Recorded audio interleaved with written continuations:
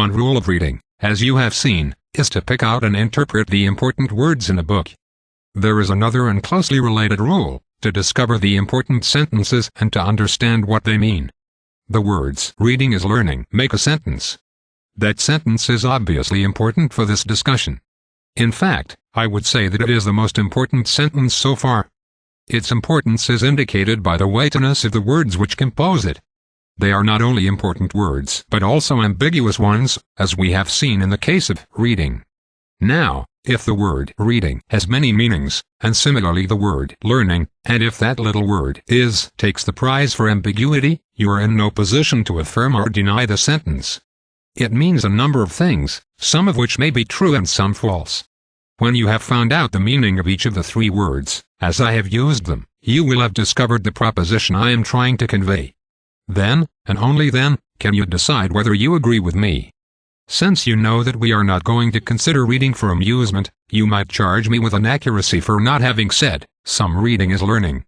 My defense is one which you as a reader will soon come to anticipate. The context made it unnecessary for me to say. 33. Some.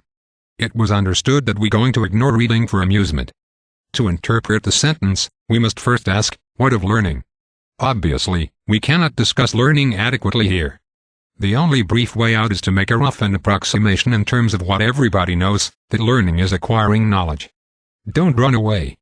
I am not going to define knowledge. If I tried to do that, we would be swamped by the number of other words which would suddenly become important and demand explication. For our purposes, your present understanding of knowledge is sufficient. You have knowledge.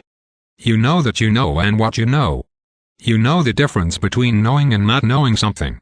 If you were called upon to give a philosophical account of the nature of knowledge, you might be stumped. But so have many philosophers been. Let us leave them to their worries, and proceed to use the word knowledge on the assumption that we understand each other. But, you may object, even if we assume that we have a sufficient grasp of what we mean by knowledge, there are other difficulties in saying that learning is acquiring knowledge. One learns how to play tennis or cook. Playing tennis and cooking are now knowledge. They are ways of doing something which require skill. The objection has point.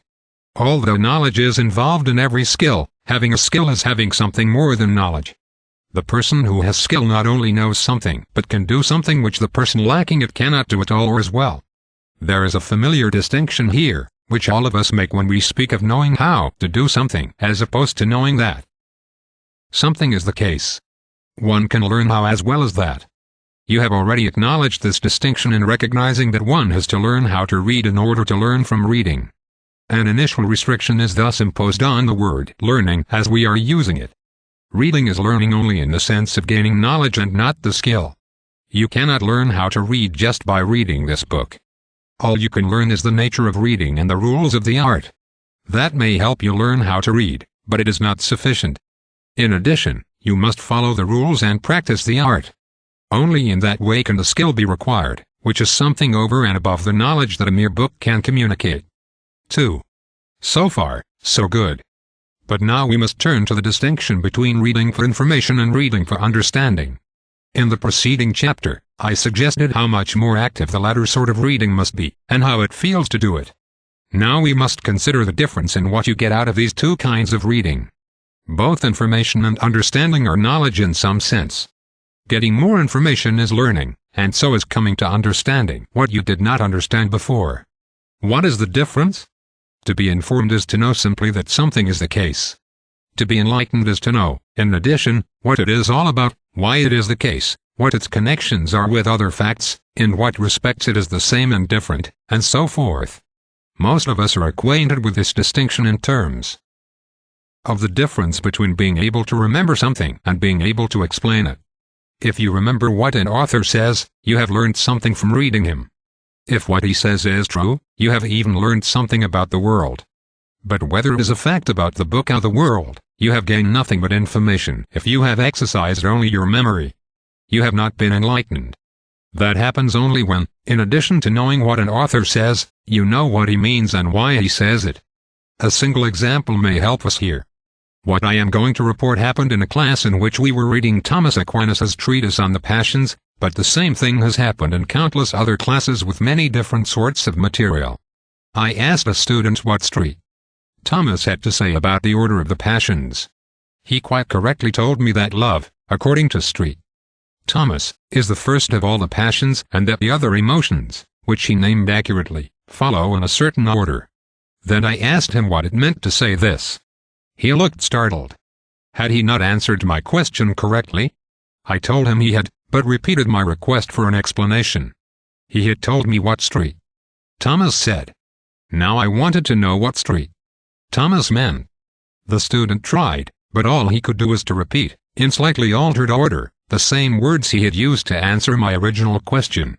It soon became obvious that he did not know what he was talking about, even though he would have made a good score on any examination which went no further than my original questions or questions of a similar sort. I tried to help him. I asked him whether love was first in the sense of being a cause of other emotions. I asked him how hate and anger, hope and fear, depended on love. I asked him about the relations of joy and grief to love. And what is love? Is love hunger for food and thirst for drink, or is it only what wonderful feeling which is supposed to make the world go round? Is the desire for money, of fame, knowledge or happiness, love? Insofar as he could answer these questions by repeating more or less accurately the words of St. Thomas, he did. When he made errors in reporting, other members of the class could be called upon to correct them. But neither he nor they could make any headway with explaining what it was all about. I still tried another tack. I asked them, begging their pardon, about their own emotional experience. They were all old enough to have had a few passions. Did they ever hate anybody, and did it have anything to do with loving that person or somebody else? Had they ever experienced a sequence of emotions, one of which somehow led into another? They were very vague, not because they were embarrassed or because they had never been emotionally upset, but because they totally unaccustomed to thinking about their experience in this way.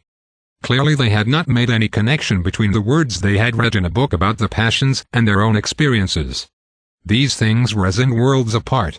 It was becoming apparent why they did not have the faintest understanding of what they had read. It was just words they had memorized to be able to repeat somehow when I shot a question at them. That was what they did in other courses. I was asking too much of them. I still persisted. Perhaps, if they could not understand Aquinas in the light of their own experience, they might be able to use the vicarious experience they got from reading novels. They had read some fiction. Here and there some of them had even a great novel. Did passions occur in these stories? Were there different passions, and how were they related? They did as badly here as before. They answered by telling me the story in a superficial summary of the plot. They understood the novels they had read about as little as they understood St. Thomas. Finally, I asked whether they had ever taken any other courses in which passions or emotions had been discussed. Most of them had had an elementary course in psychology, and one or two of them had even heard of Freud, and perhaps read a little of him. When I discovered that they had made no connection whatsoever between the physiology of emotion, in which they had probably passed creditable examinations, and the passions as St. Thomas discussed them. When I found out they could not even see that St. Thomas was making the same basic point as Freud, I realized what I was up against. These students were college juniors and seniors. They could read in one sense but not in another. All their years in school they had been reading for information only, the sort of information you have to get from something assigned in order to answer quizzes and examinations. They never connected one book with another, one course with another, or anything that was said in books or lectures with what happened to them in their own lives. Not knowing that there was something more to do with a book than commit its more obvious statements to memory, they were totally innocent of their dismal failure when they came to class. According to their lights, they had conscientiously prepared the day's lesson. It had never occurred to them they might be called upon to show that they understood what they had read. Even when a number of such class sessions began to make them aware of this novel requirement, they were helpless. At best they became a little more aware that they did not understand what they were reading, but they could do little about it. Here, near the end of their schooling, they were totally unskilled in the art of reading to understand. 3. When we read for information, we require facts. When we read to understand, we learn not only facts but their significance. Each kind of reading has its virtue, but it must be used in the right place. If a writer does not understand more than we do, or if in particular passage he makes no effort to explain, we can only be informed by him, not enlightened. But if an author has insights we do not possess, and if, in addition, he has tried to convey them in what he has written, we are neglecting his gift to us if we do not read him differently from the way in which we read newspapers or magazines. The books we acknowledge to be great or good are usually those which deserve the better sort of reading. It is true, of course, that anything can be read for informational as well as understanding. One should be able to remember what the author said as well as know what he meant. In a sense, being informed is prerequisite to being enlightened. The point, however, is not to stop at being informed. It is as wasteful to read a great book solely for information as to use a fountain pen for digging worms. Montaigne speaks of an abecedarian ignorance that precedes knowledge, and a doctoral ignorance that comes after it.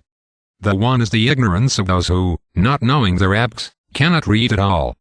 The other is the ignorance of those who have misread many books. They are, as Pope rightly calls them, bookful blockheads, ignorantly read. There have always been literate ignoramuses who have read too widely and not well. The Greeks had a name for such mixture of learning and folly, which might be applied to the bookish but poorly read of all ages. They are all sophomores. Being well read too often means the quantity, too seldom the quality, of reading.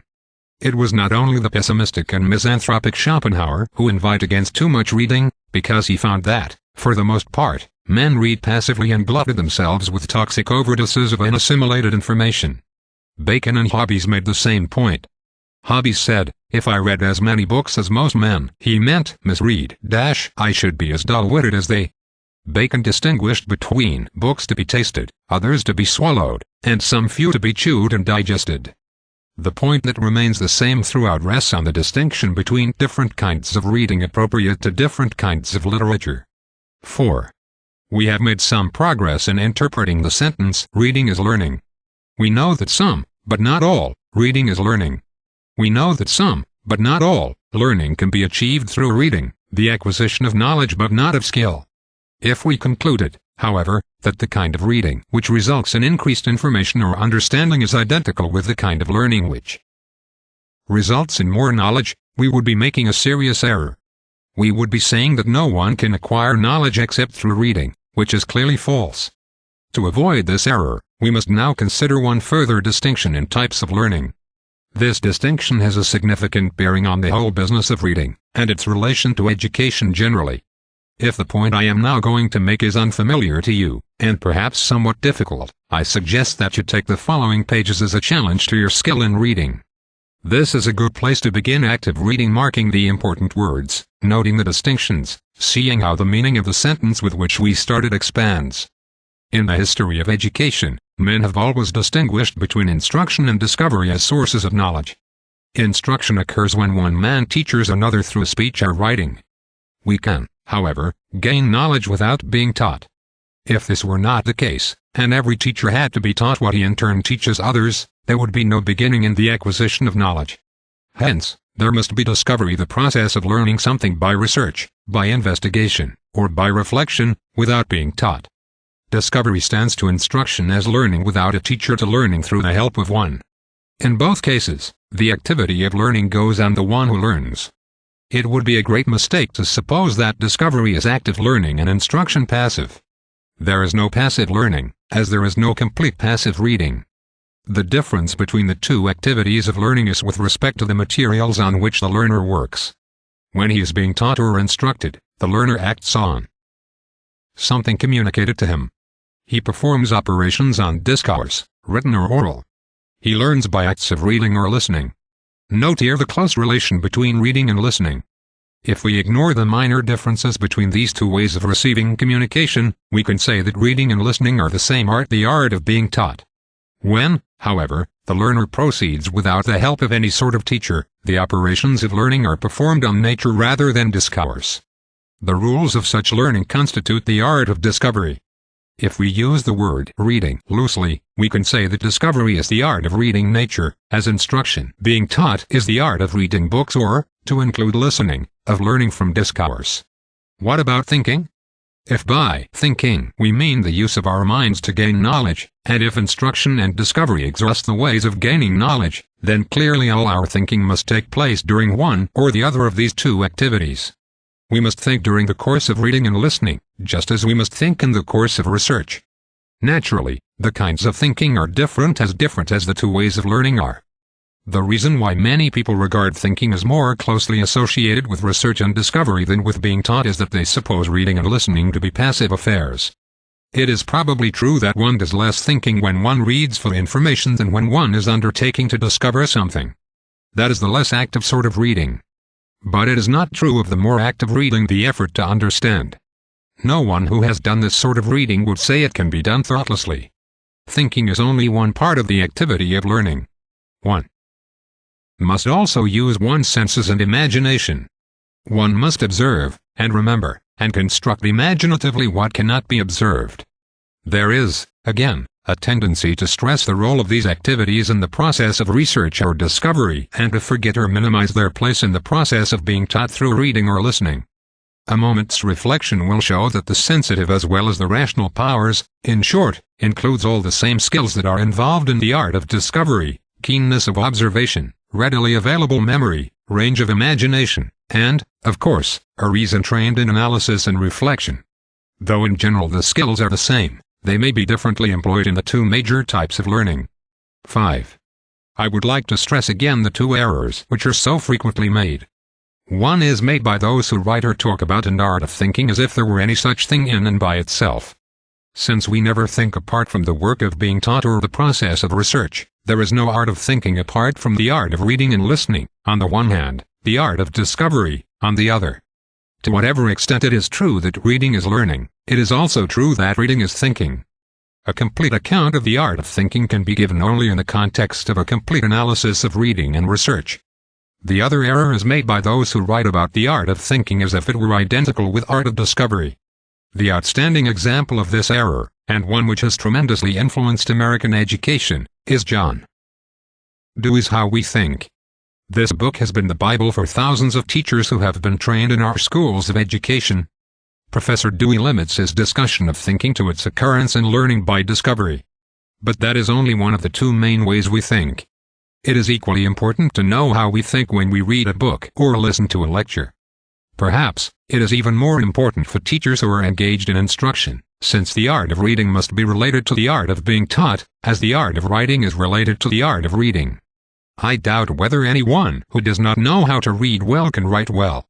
I similarly doubt whether anyone who does not have the art of being taught is skilled in teaching. The cause of these errors is probably complex. Partly, they may be due to the false supposition that teaching and research are activities, whereas reading and being taught are merely passive. In part also, these errors are due to an exaggeration of the scientific method, which stresses investigation or research as if it were the only occasion for thought. There probably was a time when the opposite error was made, when men overemphasized the reading of books and paid too little attention to the reading of nature. That does not excuse us, however. Either extreme is equally bad.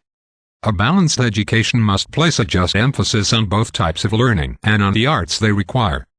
Whatever their causes, the effect of these errors on American education is only too obvious. They may account for the almost total neglect of intelligent reading throughout the school system. Much more time is spent in training students how to discover things for themselves than in training them how to learn from others.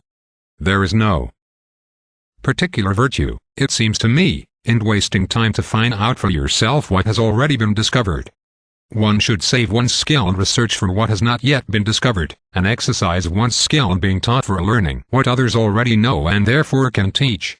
A tremendous amount of time is wasted in laboratory courses in this way. The usual apology for the excess of laboratory ritual is that it trains the student how to think. True enough, it does, but only in one type of thinking. A roundly educated man, even a research scientist, should also be able to think while reading. Each generation of men should not have to learn everything for themselves, as nothing had ever learned before. In fact, they cannot. Unless the art of reading is cultivated, as it is not in American education today, the use of books must steadily diminish.